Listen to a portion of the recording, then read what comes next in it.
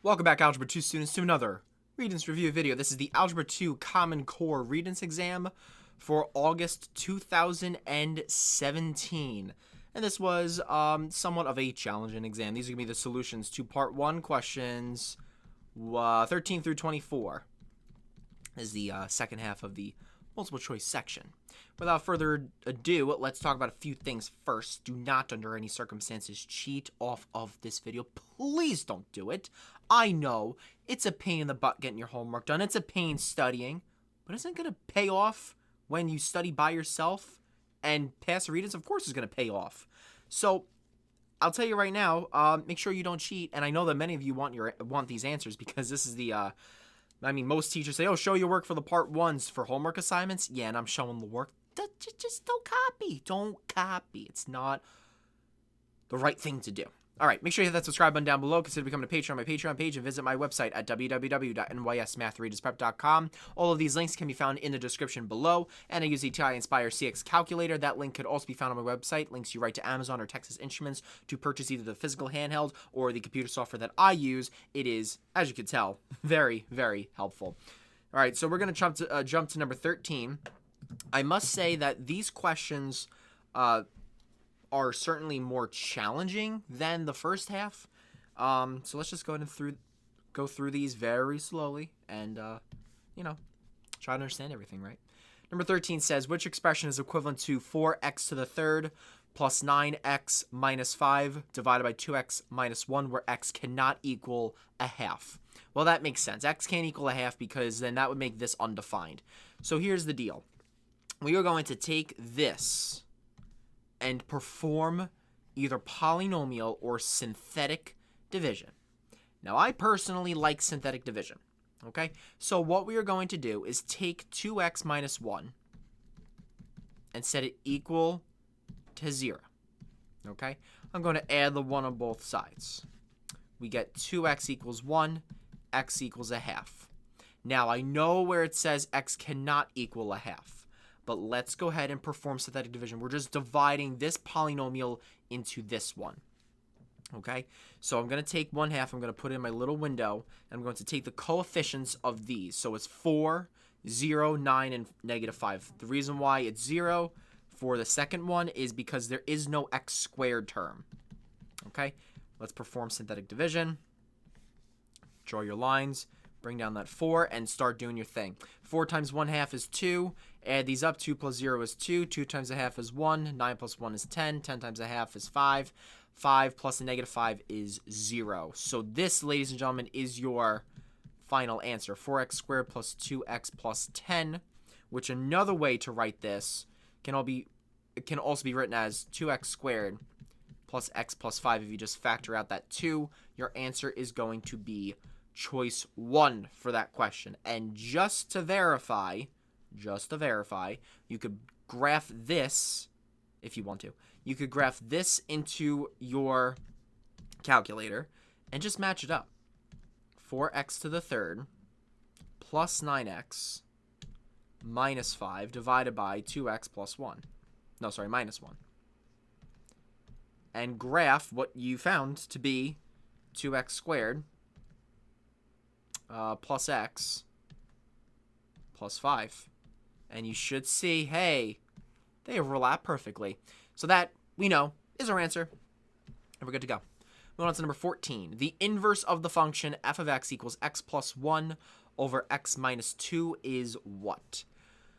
So the first things first is, what I always like to do, just in case, is to make sure that the function has an inverse already. Now, it is a multiple choice question, so there's really nothing that you could do about it if it doesn't have an inverse, because all of them are numbers. All are answers. But as you can see, oh, sorry, I graphed that wrong. I was going to say that doesn't have an inverse then, because it doesn't pass the horizontal line test. X plus 1. Okay, so clearly, yes, it does pass the horizontal line test. There's definitely an asymptote here, and it does pass the vertical line test. Good. So this definitely has an inverse. So we could simply say, all right, switch the x and y, solve for y. So let's go ahead and do that. I'm going to replace f of x to be y. So we have y equals x plus 1 over x minus 2. Now we are going to switch the x and y, solve for y. So we get x is equal to y plus 1 over y minus 2. We have, it's going to be challenging here. So what we're going to do is we're going to cross multiply first. So put this over 1. We have x times y minus 2 equals y plus 1. Distribute that x. That seems most appropriate, right? So we get xy minus 2x equals y plus 1. Now what I'm going to do is I'm going to move that y over here, and I'm going to add the 2x over. The reason why I want to do that is I want the y's to be somewhat grouped together. And as you can see, the y's are now definitely grouped together somewhat. They're not like terms, but they're grouped, which is good because I can now factor out a y, right? We can now factor that out, and we're just left with x minus 1. Set that equal to 1 plus 2x. Divide by x minus 1. Divide by x minus 1. Cancel those out. We get y is equal to, actually it's y inverse. Y equals 1 plus 2x divided by x minus 1. You could rewrite that as f inverse of x is equal to 1 plus 2x over x minus 1, or something to that effect. Your answer is going to be choice 2 because 2x plus 1 is the same thing as 1 plus 2x because addition is, in fact, commutative. And that, ladies and gentlemen, is how you do that question. All right, not too bad. Swap x and y, solve for y. There you go, done. Moving on to number 15. Which expression has been rewritten correctly to form a true statement? Okay, these are easy questions. They're just so annoying to do. Very annoying to do. I hope that it's the first one, and, we could call it a day. So, we have x plus 2 squared plus 2 times x plus 2 minus 8. Does that...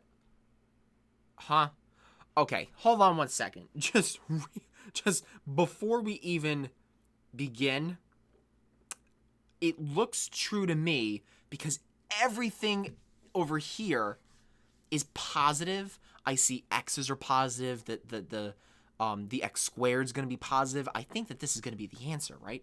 So let's go ahead and verify this. So I'm going to distribute this. So we get x plus 2. Sorry, this is option 1. There's no 1 out front. This means option 1. So x plus 2, x plus 2. I'm going to distribute that 2 right now. So you have plus 2x plus 4 minus 8. And this is over on the right-hand side. This is just x squared plus 6x. Okay? Distribute this. We get x squared plus 4x plus 4 plus 2x plus 4 minus 8. Does that equal x squared plus 6x? Well, let's see. The 4 and the negative 8, they actually all cross out because we have 4 plus 4, which is 8. 8 minus 8 is just 0. So all that crosses out. So we're just left with x squared plus 4x plus 2x is 6x.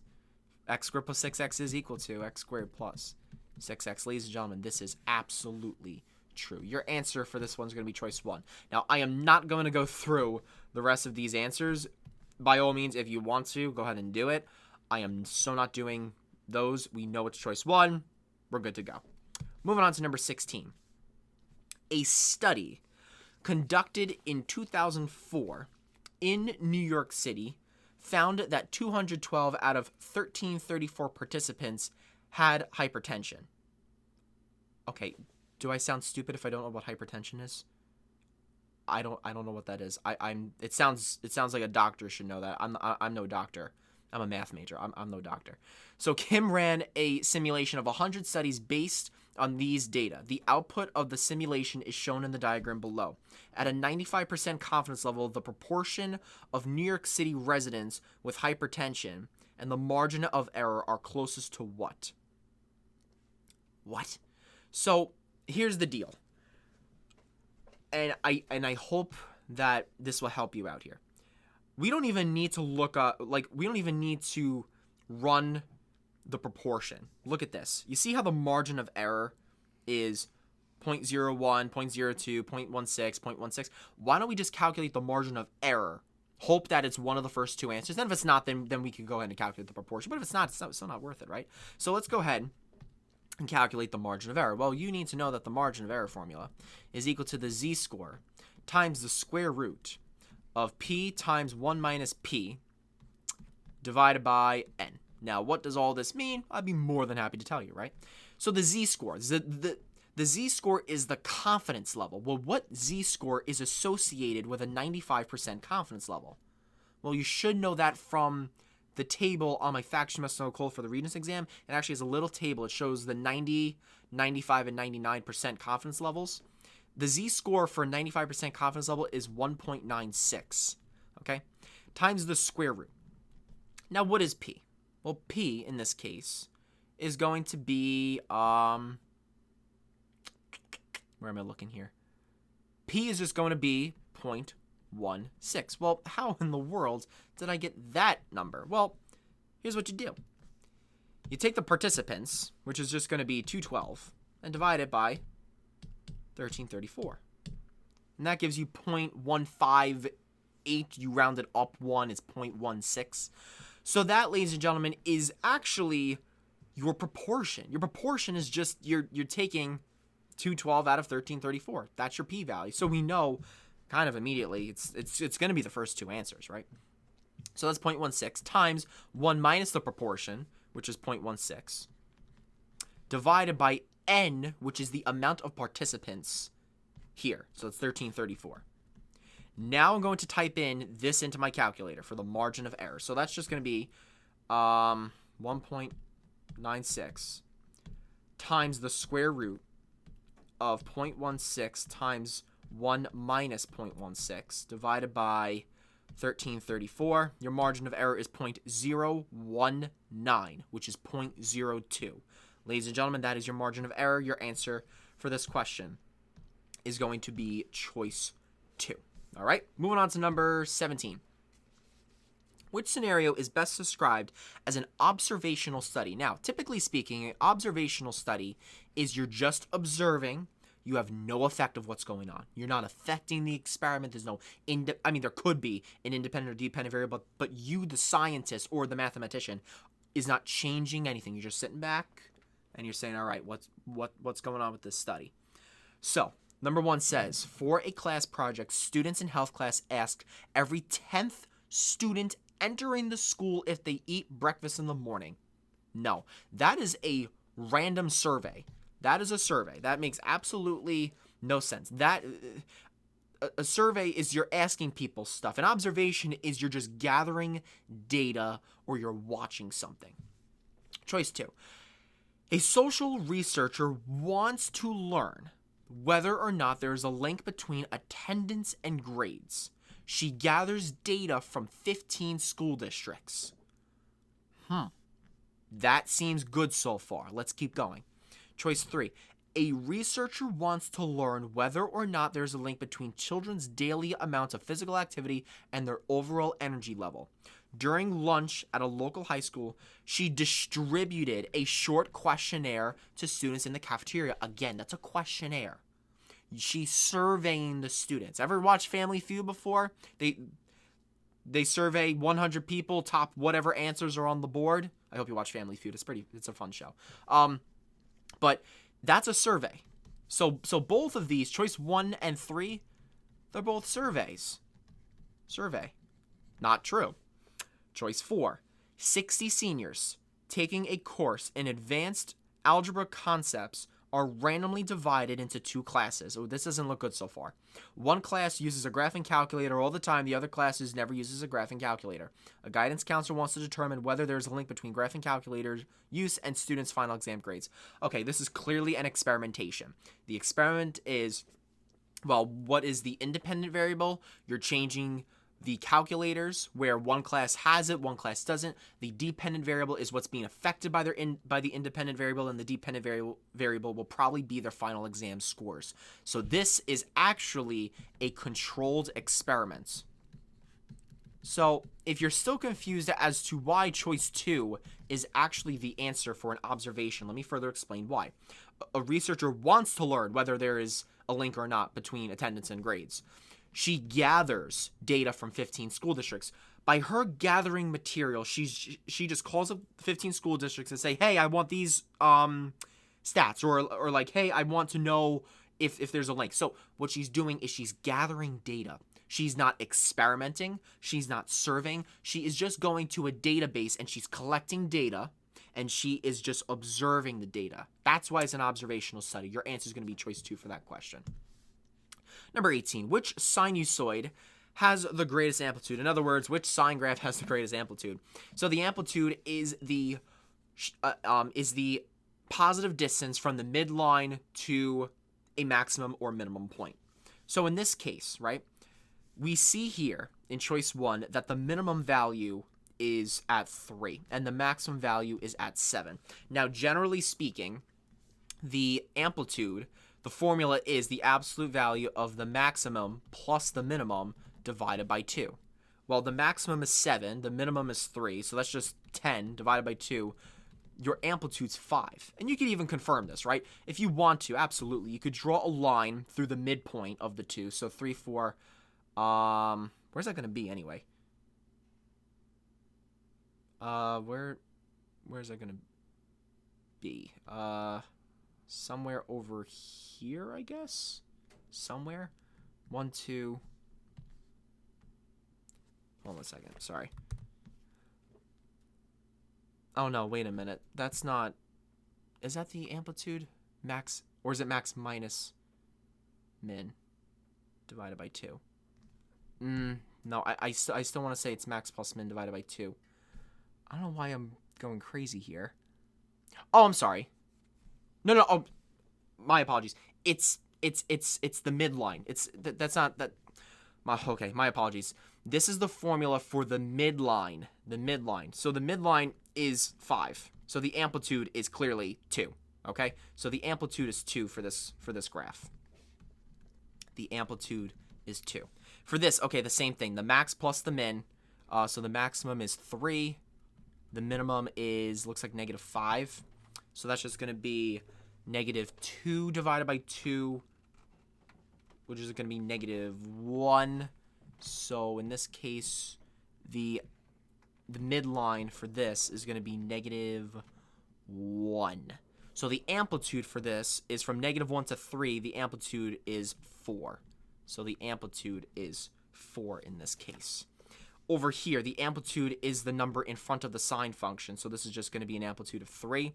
And this is an amplitude of +5 because amplitude is always positive. So we got an answer. 2, 4, 3, or 5. Obviously, it's going to be choice 4 because that has the greatest amplitude. Sorry for the confusion. That is the equation of the midline in this case. All right, number 19. Consider the system below. So we have these two things. Fine. The two solutions of the system can be described as what? So you can, if you want to, plug in these things into your graphing calculator and see if they intersect.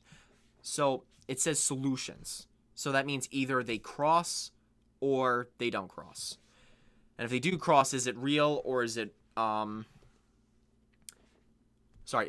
is it rational or irrational? So let's go ahead and graph these. Go to your graphing calculator, go to menu, go to graph entry edit, and go to relation. I'm actually going to type in a circle first. So we have x plus 3. Now this is the lazy way to do it. By all means, absolutely, you could go in and solve it by hand. I'm actually going to do both ways, just in case you want to do either way. So that's a circle. And we have 2x minus y is equal to 4. These things don't intersect each other. What does that mean? Well, if they don't intersect each other, and it doesn't say anywhere where there is no solution, then I'm going with the answer of they're both imaginary, right? They're both imaginary roots. Now, just to confirm this, why don't we go ahead and set these equal to each other so I could show you that they're both imaginary. So I'm going to solve for y up here. This is y is equal to 2x minus 4. I'm going to take this, I'm going to plug it into y squared. So we have x plus 3 squared plus 2x minus 4 squared equals 8. This is going to be a pain in the neck. So here we go. We have x squared plus 6x plus 9 plus, what is that going to be? 4x squared minus 16x plus 16 is equal to 8. When we combine all this stuff, we get 5x squared minus 10x plus 17 equals 0. That doesn't even look good. When you go to your graphing calculator and go to menu, algebra, polynomial tools, and find the complex roots, type it in, 5x squared minus 10x plus 17, comma, x. And if you see any i's in here, they're imaginary. Oh, look. I. They're both imaginary roots. So that's why your answer is going to be choice 1 for that question. It doesn't intersect, therefore they have to be imaginary in this case. Moving on to number 20. Which binomial is not a factor of the expression x to the third minus 11x squared plus 16x plus 84? So, honestly, I would not do synthetic division if I were you. You know, taking all these, setting it equal to 0, doing synthetic division, blah, blah, blah.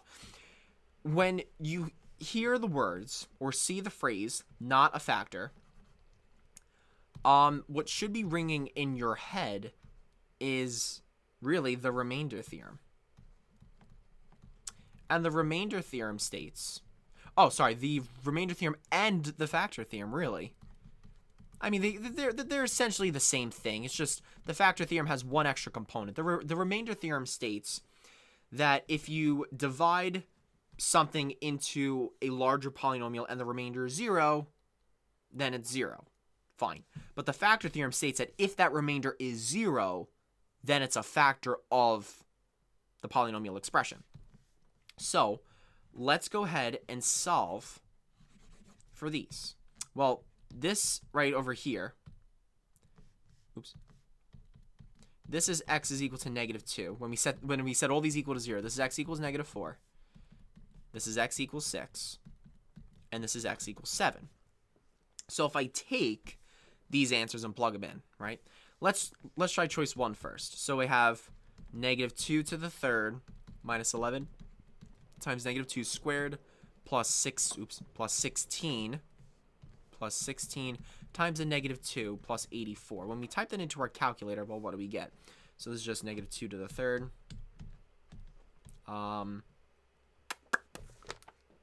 Minus 11 times negative 2 squared plus 16 times negative 2 plus 84. We get 0. So that's actually a factor of this. We're asking for the one that's not a factor. So let's take a look at 2. Let's plug in x equals negative 4. So you have negative 4 to the third minus 11 times negative 4 squared plus 16 times negative 4 plus 84. I don't think that this is going to go over well just because I see two very, very large negative numbers. So let's go ahead and try this out. So we have negative 4 to the third minus 11 times negative 4 squared. Again, that's also a negative number there. Yeah, I don't think that this is working out, people.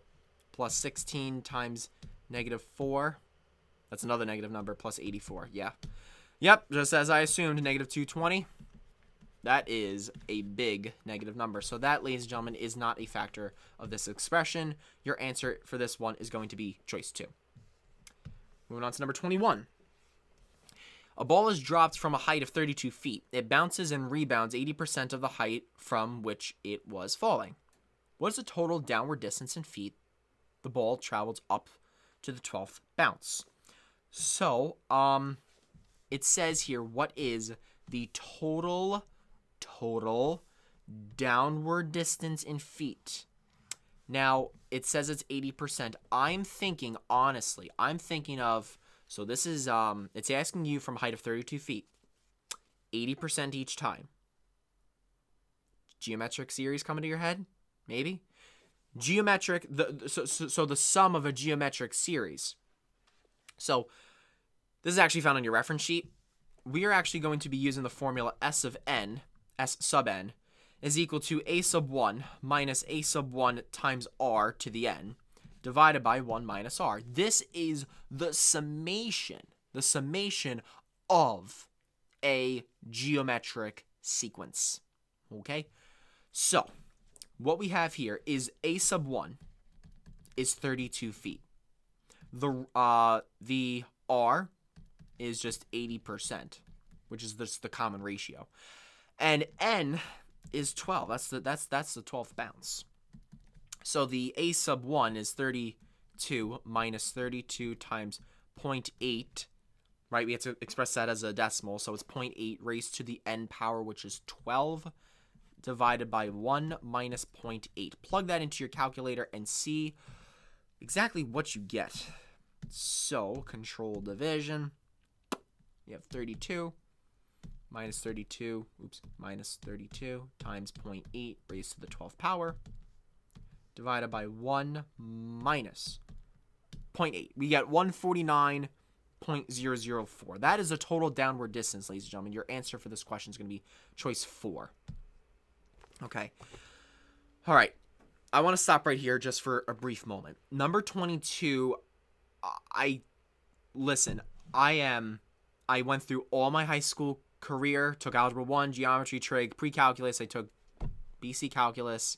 I'm in college now as of 2018, and I am a math major too. I just don't, I've never taken a statistics class yet. I'm taking that in about 2 years, but I actually literally had to consult a college level statistics book to look up. I mean, there's a answer choice in here that I'm like, what the hell is this? So I'm gonna go through this slowly because even I was confused when I was reading it.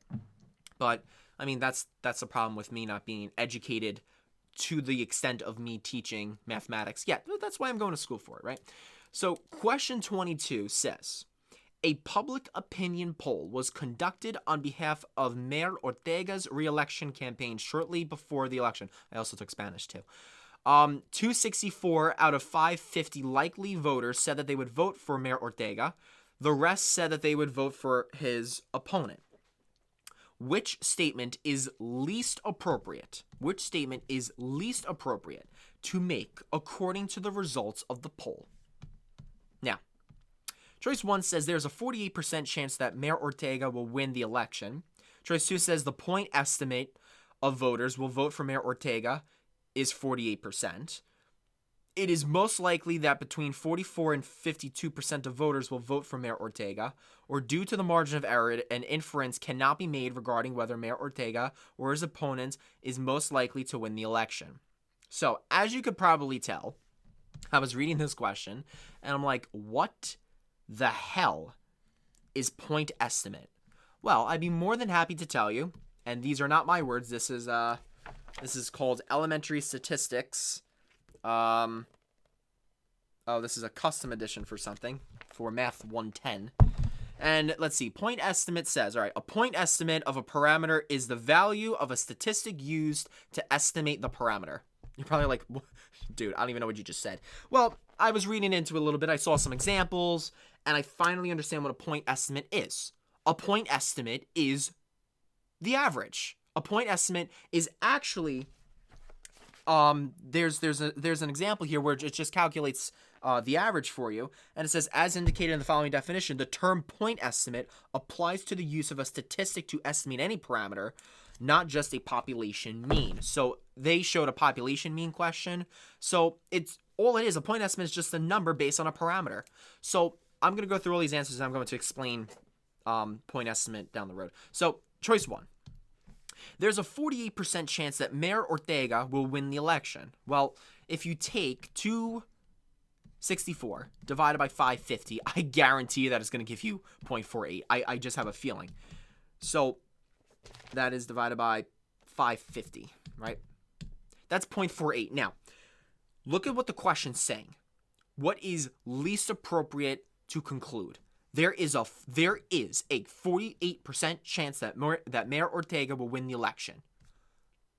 So that means he's not winning the election, right? Because it's not 50, it's not more than half the percent. So here's what I'm trying to get at here, folks.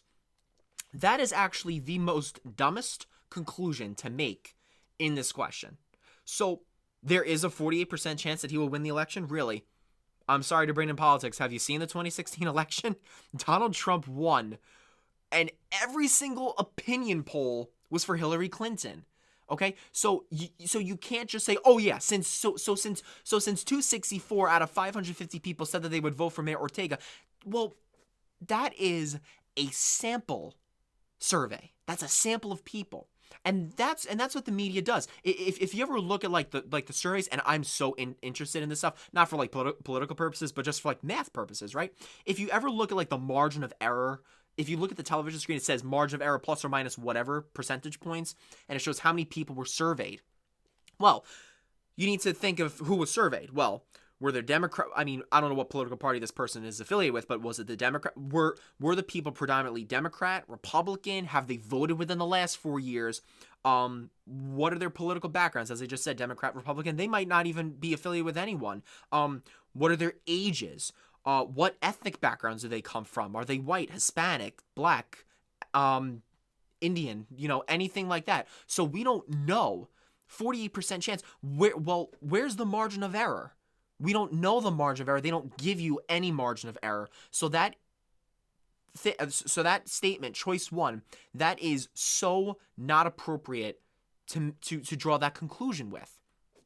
Now, why is it not choice 2? The point estimate of voters who will vote for Mayor Ortega is 48%.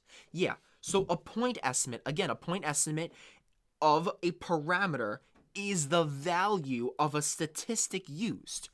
Ladies and gentlemen, these are the statistics used up here, 264 out of 550. A point estimate, it's an estimate. It's 48%. That's just one number. Whereas choice 1 is saying, nope, Mayor Ortega is only getting 48% of the vote. Well, why are you concluding that, right? That makes absolutely no sense. There's no statistical evidence to back it up. There's no outside influencers that could possibly influence that number. That's just false. That's a false statement. And take a look at choices 3 and 4. Oops, sorry. I need to use a pen. Look at 3 and 4. It is most likely that between 44 and 52% of voters will vote for Mayor Ortega. Yeah, that's definitely possible. That's an appropriate statement. Maybe there was a margin of error. Okay, so the margin of error might be plus or minus 4 percentage points, right? So that is actually an appropriate conclusion to draw. Same with choice 2. The point estimate is only a number. It's one number, 48%. So that's appropriate. But choice 4 says, due to the margin of error, an inference cannot be made regarding whether Mayor Ortega or his opponent will most likely win the election. That is total bullcrap, because we know that an inference can be made. And the inference is that Mayor Ortega is not going to win just 48% of the votes. He could win. Yeah, absolutely. 48%, you lost. I'm sorry. But where's that margin of error? So that's what I want you students to think about when you're doing these rather challenging questions. And now I know. Point estimate, I might need to add that to the facts you must know goal for the Regents exam, right? Because I did not know what point estimate was as a consult a college-level statistics textbook. So your answer is going to be choice 1. I hope that made sense to you. 23, what does this equal? So let's go ahead and solve it. So there's definitely something with powers, like they're asking about powers here. So let's go ahead and try to simplify this as much as possible. So 2/3 is actually the power of both the numerator and the denominator. So I'm going to rewrite this a little bit. So this is really saying negative 54 raised to the 2/3 power times x to the 9th raised to the 2/3 power divided by y to the 4th raised to the 2/3 power. So let's go ahead and further simplify this. So, negative 54. Negative 54. Let's figure this out. So, negative 54 raised to the 2/3 power.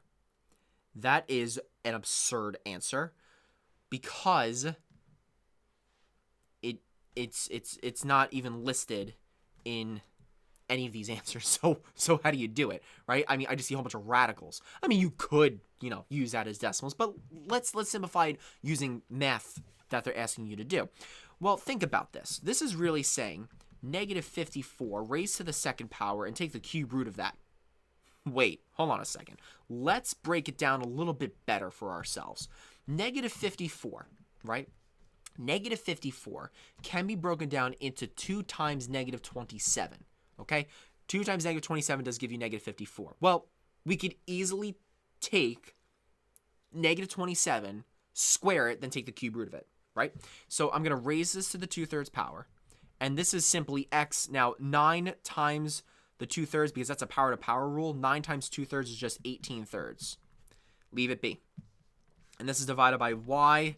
Let's see. 4 times 2/3, that's just 8/3. Okay, so leave it as is thus far. Now, what do? Well, what is this? Well, this is 2 to the 2/3 power. Now, what is negative 27 to the 2/3 power? Well, negative 27 raised to the 2/3 power, that's just going to be negative 9. So this is 2 to the 2/3 times negative 9. Now, this is where it gets a little tricky here, folks. X to the 18 over 3, right? X to the 18 over 3. Well, 3 can go into 18. That's actually good. So 3, 6, 9, 12, 15, 18. That's 6. So this is really x to the 6th power. Divided by, now we got a problem here. 3 doesn't go into 8 nicely. So it's 3, 6. So that's y squared, but there's a remainder of 2. So that is actually going to be y to the 2/3 power. You see how I just pulled out 2 of those y's and left with y to the 2/3 power? Okay, so that's how I could split it up. Now, I need to rewrite this a little bit cleaner. 2 to the 2/3 power. Well, what is that? Well, that's just 2 raised to the 3rd power. No, I'm sorry, to the 2nd power. 2 to the 2nd power, take the cube root of that number. Well, 2 squared is 4, right? So it's really the cube root of 4, okay? So just keep that in the back of your brain for a second. So that is the cube root of 4 when you simplify it. So this is really saying negative 9x to the 6th, the square root of, no, sorry, not the square root, the cube root of 4, the cube root of 4, divided by y squared. Now this we could rewrite as a radical as well. Well, that's just y squared, take the cube root of that. Ladies and gentlemen, that is how you finalize that answer. That's how you further simplify that answer, and your final answer, your final answer is going to be, why am I getting negative 9? Did I do that wrong? Hold on one second. Let me go back here. Oh, I'm so sorry. I'm so sorry. That should be in parentheses, stupid Trevor. It's positive 9. Oh man, that's a bad mistake, because I was looking at it, I'm like, that doesn't look right. So that's a 9. My sincere apologies. That answer is going to be choice 4 for that question, okay?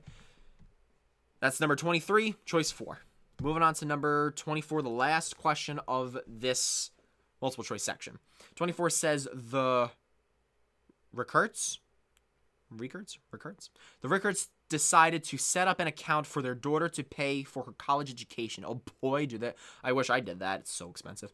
The day their daughter was born, they deposited $1,000 into an account that pays 1.8% compounded annually.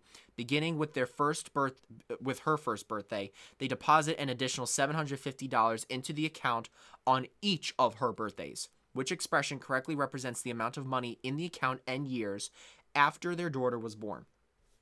So, what you're thinking about right now is, first of all, how much money you have, and you should save it now. That's the first thing. The second thing is, which one is it? So, I'll tell you right now. The first two answers, these are explicit forms. These down here are recursive. Recursive meaning that they give you the first term. So we know that for the explicit form, right, for a arithmetic sequence, it's a sub n is equal to a sub 1 times n minus 1 plus d, not times d, sorry. N minus 1 plus d. Plus the no, I'm sorry, wait a minute. A sub, no, sorry, brain fart. It's a sub 1 plus n minus 1 times d. Okay, where d is a common difference. For the recursion, it's a sub 1 is a question mark. They give that to you, and it's a sub n is equal to a sub n minus 1 plus the common difference. So that's the recursive formula for an arithmetic sequence. Obviously, it's arithmetic because they're just inputting money in after so many years. Okay, so it's not increasing. They're increasing it at a constant of $750. So, let's take a look at choice 1. It's 1,000. That's good. 1.018 to the n power? Whoa, whoa, whoa. Why are they all of a sudden raising stuff to whatever power? That makes no sense to me. So choices 1 and 2 are actually OUT out of here. Raising it to the n power makes absolutely no sense. That would be a geometric, or follow the form of a geometric sequence. Let's take a look at choice 3. The first term is 1,000. That's good. All right, so this is a sub n minus 1 times 1.018. That's good. So basically, you're taking the previous year, you're multiplying it by the 1.8% compounded annually, and you're adding on the $750. Well, choices 3 and 4 look very similar. The only difference is there's an n over here. Now, this is where they really screwed people up. The fact that they said this, deposit an additional $750 into the account on each of her birthdays. Do you know how many people fell for that trap saying, oh, it's each year of her birthday? So, okay, that makes absolutely no freaking sense. You're telling me on her 10th birthday, she's going to deposit an additional $7,500? No. Your answer is choice 3. Do not be fooled. Sometimes you have to think logically about it. I was thinking logically when I thought about it. I'm like, really? If there's an N slapped onto that $750, you're telling me after 10 years she's going to get an additional deposit of $7,500? Man, I wish. So your answer is going to be choice 3. That is the most appropriate. And that is the conclusion of this video. I hope that this helped you. Make sure that you hit that subscribe button down below. Consider becoming a patron on my Patreon page. I would greatly appreciate it. Keep the channel going for many years. I do need some sort of financial support. If you could support me, that would be absolutely fantastic. And make sure that you visit my website at www.nysmathregentsprep.com for more math content in Algebra 2 and your future mathematical subjects. And I hope to see you soon.